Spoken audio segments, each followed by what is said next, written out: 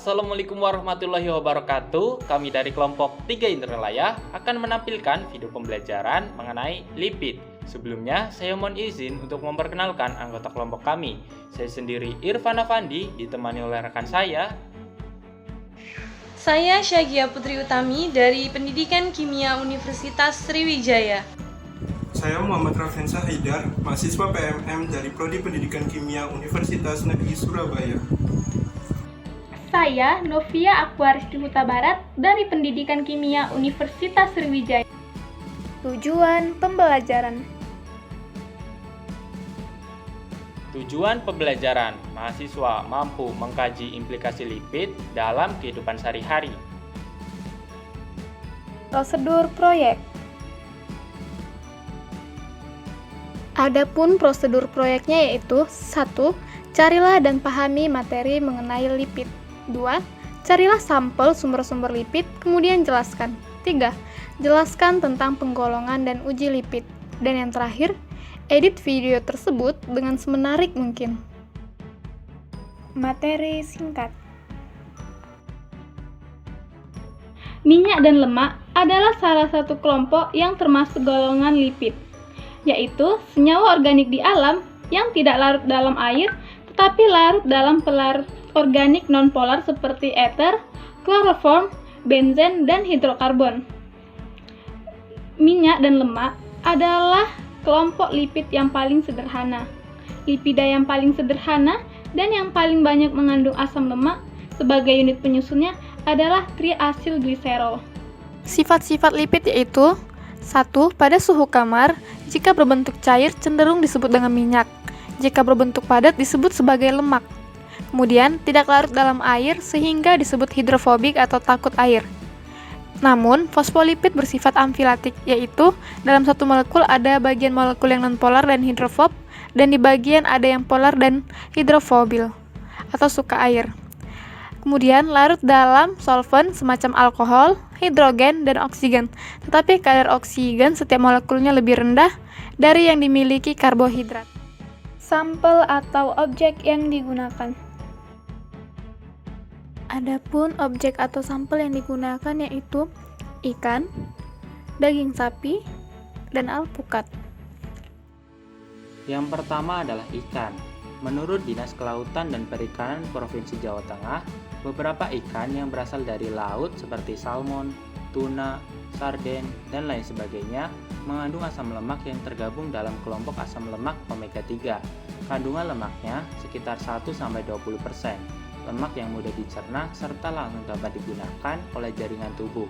Yang paling dominan dari kelompok ini adalah asam eukosapentaenoik dan asam docosahexaenoik. Keduanya bermanfaat dalam menurunkan kolesterol dalam darah dan meningkatkan pertumbuhan sel-sel otak si kecil. Yang kedua adalah daging sapi.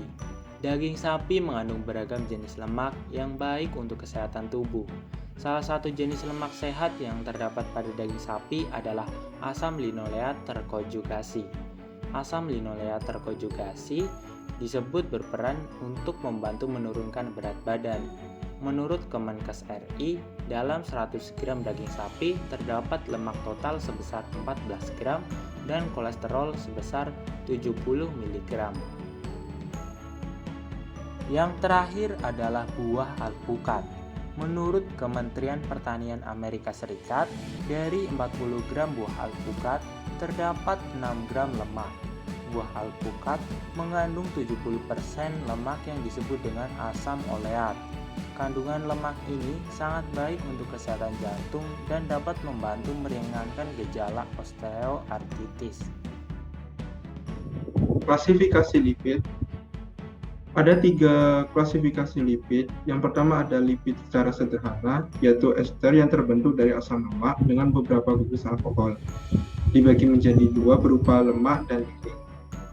Yang kedua ada lipid kompleks, di mana ester tersebut terbentuk dari asam lemak yang mengandung gugus lain yang teradisi pada gugus alkohol atau asam lemak, seperti fosfolipid, di mana ianya mengandung residu asam fosfat.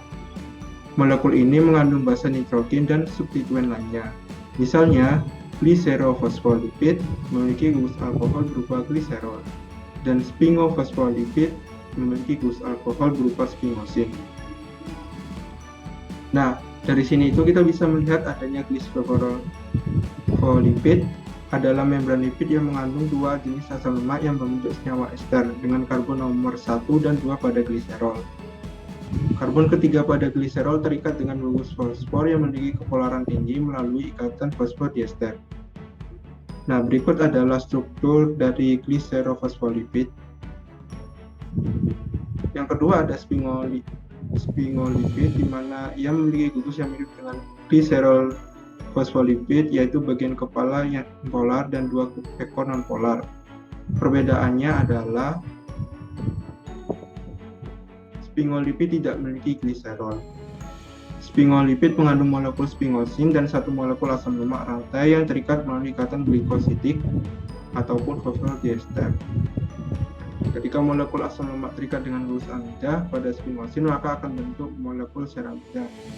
Berikut adalah gambar struktur dari sphingolipid. Yang kedua ada glikolipid, yakni lipid yang mengandung asam lemak, sphingosine dan karbonhidrat. Yang ketiga ada lipid kompleks, yaitu seperti sulfolipid, aminolipid, dan lipoprotein. Yang ketiga dari klasifikasi lipid ini ada lipid prekursor dan derivat. Contoh dari lipid ini adalah asam lemak, gliserol, steroid, aldehyde lemak, keton bodies, lipid, dan lipid yang terlarut pada vitamin dan hormon. Uji kualitatif lemak terdapat beberapa macam, di antaranya yaitu uji Lieberman-Bouchard. Uji Lieberman-Bouchard merupakan uji kuantitatif untuk kolesterol. Prinsip uji ini adalah mengidentifikasi adanya kolesterol dengan penambahan asam sulfat ke dalam campuran. Produk yang dihasilkan pada uji ini dikonversi menjadi polimer yang mengandung kromofor yang menghasilkan warna hijau. Selanjutnya yaitu uji ketidakjenuhan. Uji ketidakjenuhan digunakan untuk mengetahui asam lemak yang diuji apakah termasuk asam lemak jenuh atau tidak jenuh dengan menggunakan reaksi iod Hubble. Iod Hubble ini digunakan sebagai indikator perubahan. Reaksi positif ketidakjenuhan asam lemak ditandai dengan timbulnya warna merah asam lemak, lalu warna kembali ke warna awal kuning bening. Warna merah yang kembali pudar menandakan bahwa terdapat banyak ikatan rangkap pada rantai hidrokarbon asam lemak. Pembahasan.